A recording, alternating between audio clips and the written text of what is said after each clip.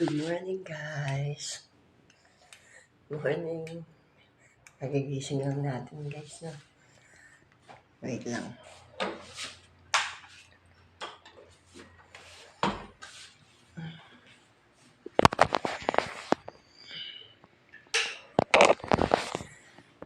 Good morning. Happy Thursday. So, Thursday na.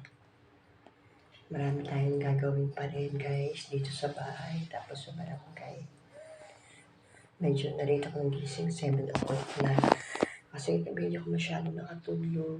Pagising-gising ako. So, kaya ngayon ako nagising 7 a.m. guys.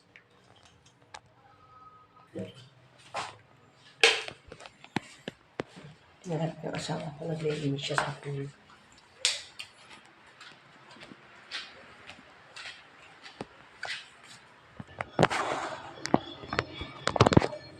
Ayan. Magsisimula na tayo magluto ng tanghalian, guys. Magkisdigang nahipon ako. Aagahan ko yung luto kasi maaga akong papasok sa trabaho, guys. So, kailangan magluto na ako para meron na akong maiwang lunch sa kanila.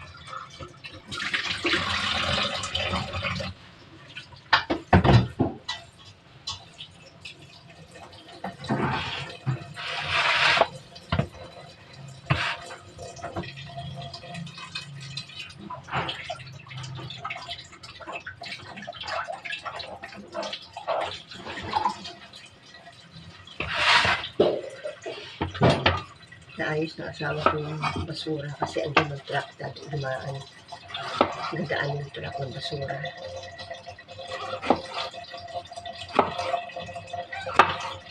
Kuha tayo ng talong para sa sinigang.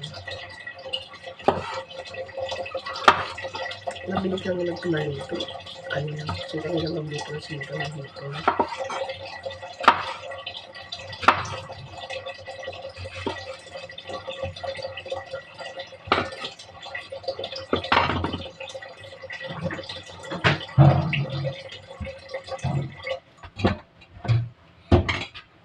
Salang na natin.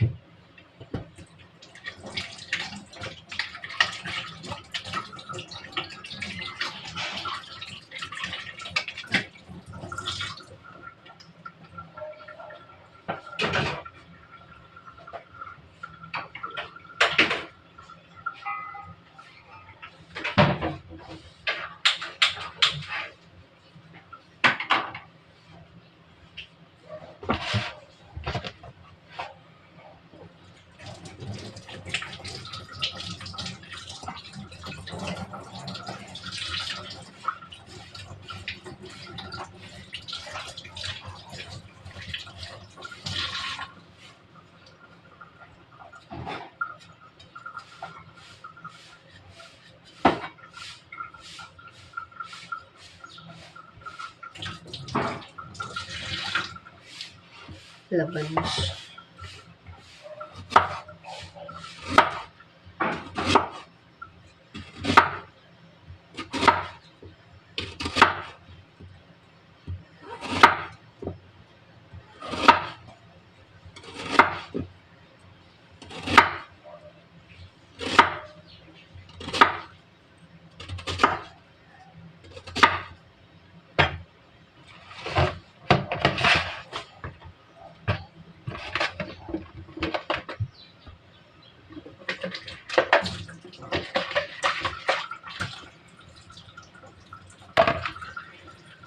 Lagay natin dito.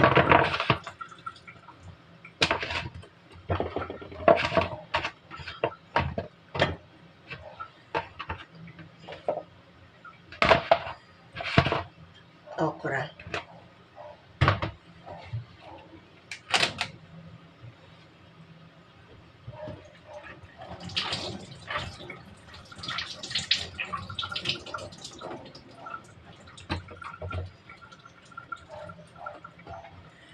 Alam niyo ba guys, meron na naman akong papagawa dito sa resort.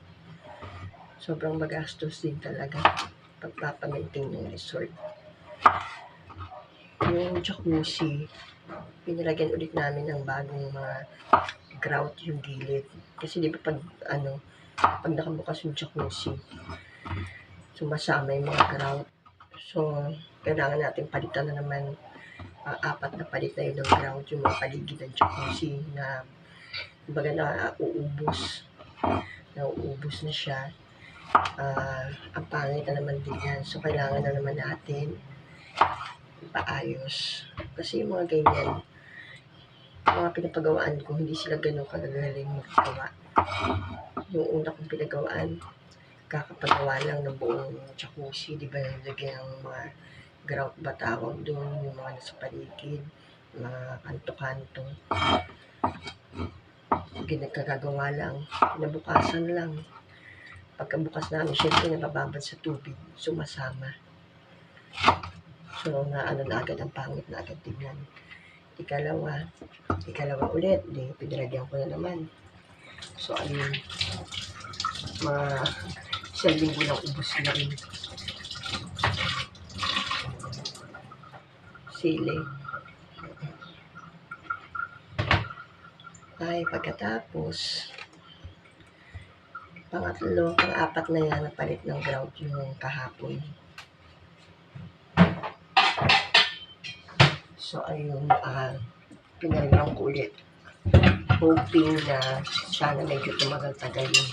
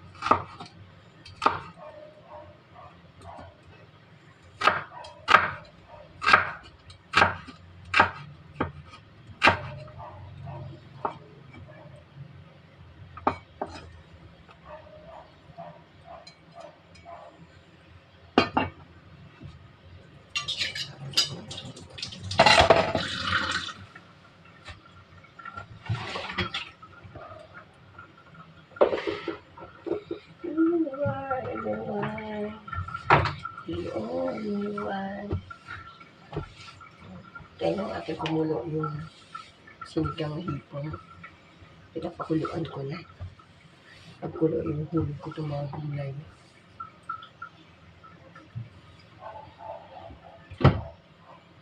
Mamaya ko na yung kangkong. Mamaya ko na himayin yung kangkong. Maghugas muna tayo ng mga ibang pinggan.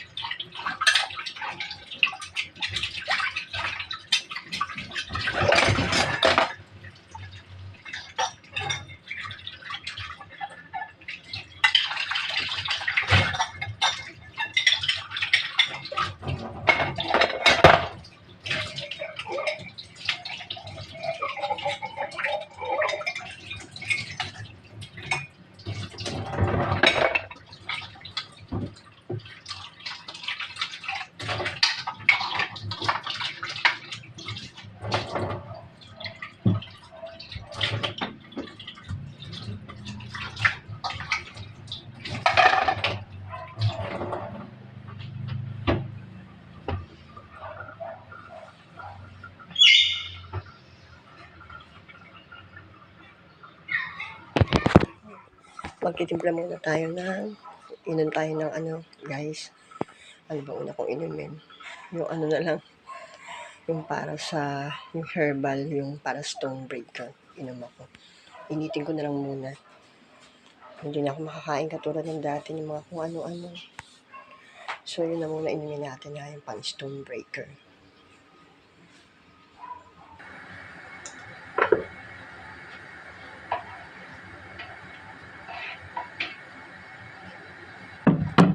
Kumukulo na.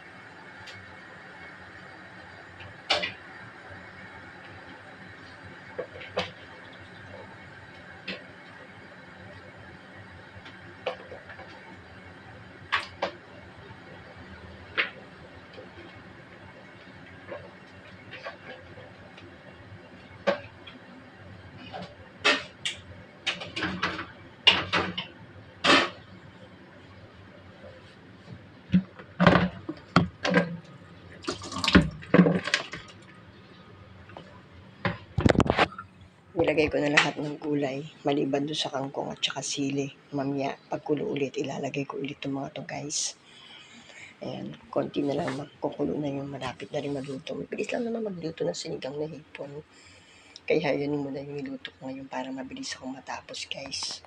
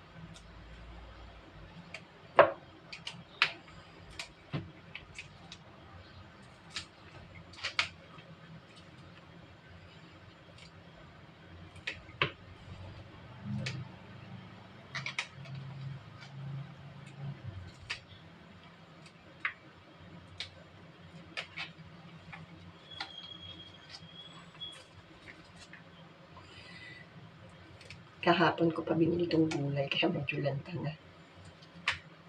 Binili ko na malengke ako. Binili ko na to para hindi ako mamamalengke ngayon.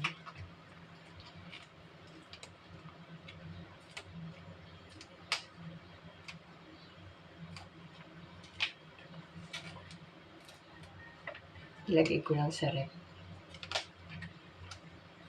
Pero kahapon lang naman yun. Hindi naman siya yung ilang araw na.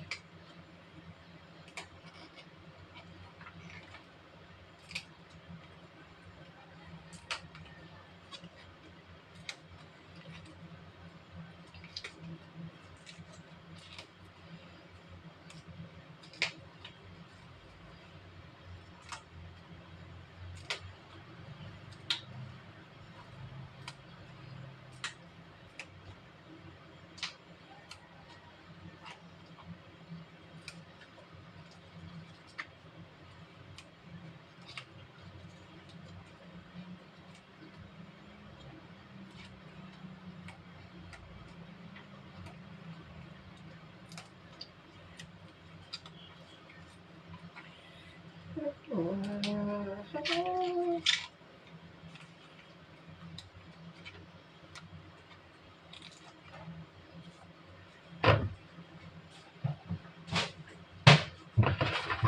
natin ito. Kung dapat natin yung gasa na yan kasi yung mga tumutubo lang ito kung saan-saan.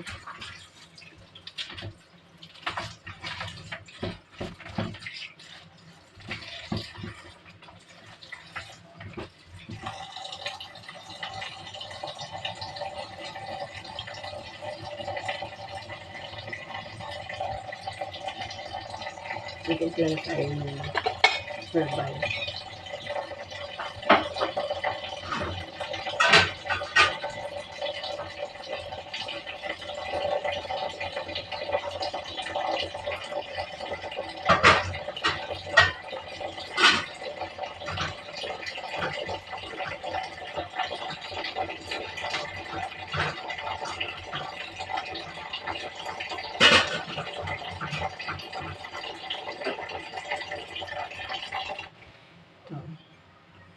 Kalahati lang ilalagay ko tapos lalagyan ko ng mainit na tubig.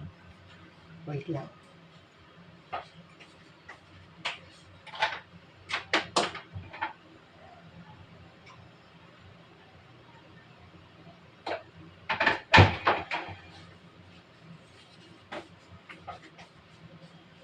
Ito na siya. May mga dahon-dahon pa.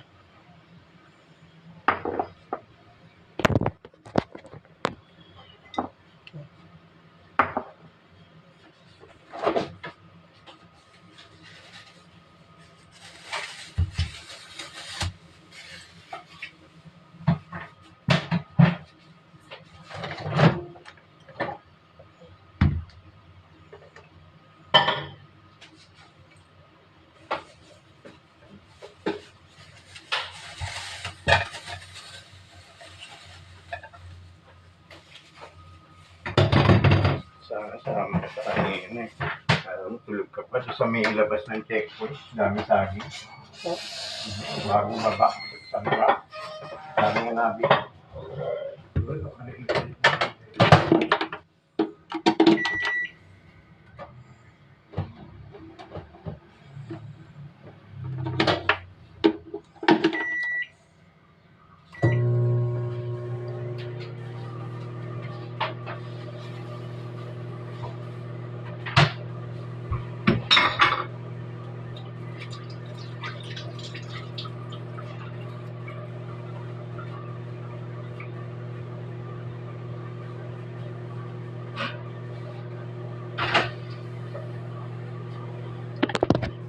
Nakulo na. Ayan guys.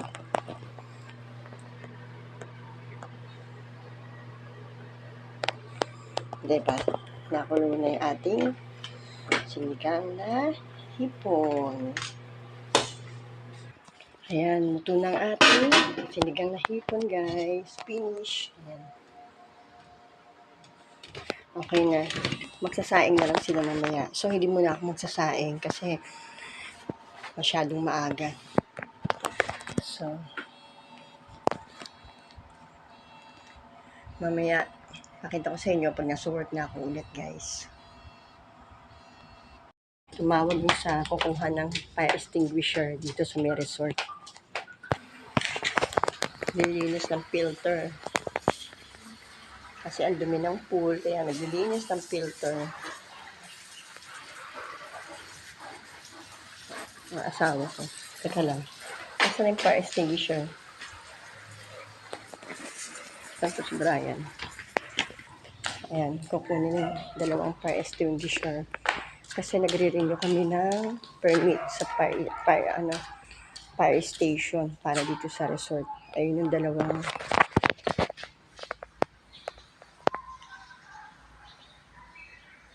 ayan, so kailangan ng palitan ng nung dumating kami dito, siguro magwa 1 year na kami sa July 1. So, ngayon ko lang nalaman na etong mga to, fire extinguisher, expired na ba? Expired, so parang papalitan na nila ng i-check nila, although hindi naman to nagamit. I-check daw nila. Tapos ayun, mayroong bayad, 800 pesos each ang bayad ng bawat isang fire extinguisher. So ayan. Kukunin niyan, pipick upin, tapos hindi ko alam kung paano. Pipick upin kung paano yan. Papalitan ba yan or nire-refill din ba yan? Hindi ko alam. Tatanungin natin mamaya kung sino man yun. Meanwhile, inumin ko muna yung tea. Habang nag-aantay tayo.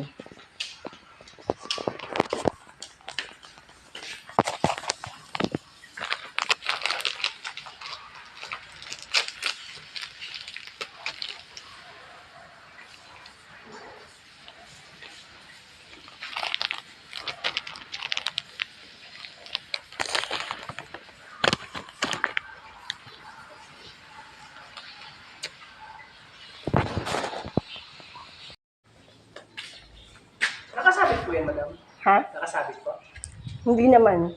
Maganda po yung nakasabit po kasi tubig po ay baka kalawangin po ilalim. Mm, Pag kinalaman po kasi yung ilalim, pag pinasukan po ng pressure, baka mabutas na po.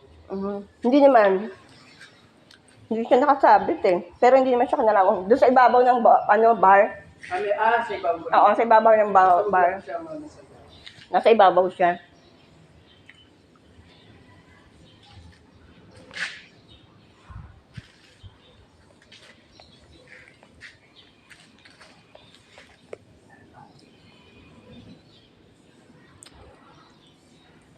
production yun.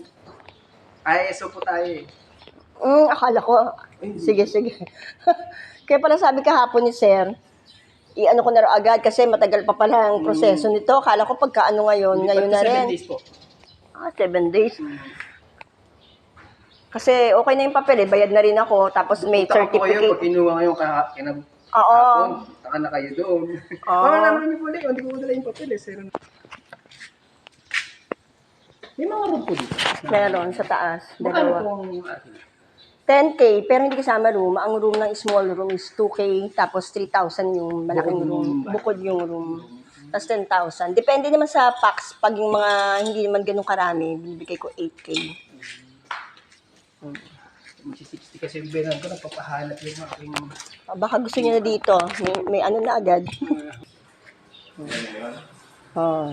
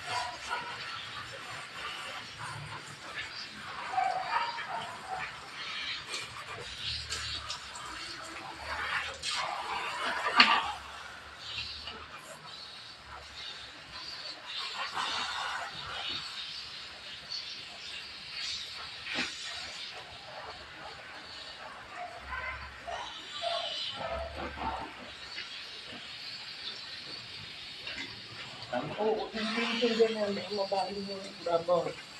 Okay yan.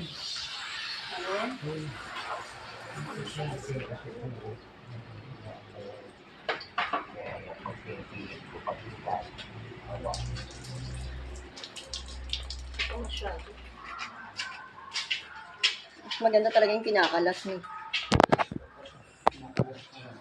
Napagod maglinis ng filter at aksaya sa tubig.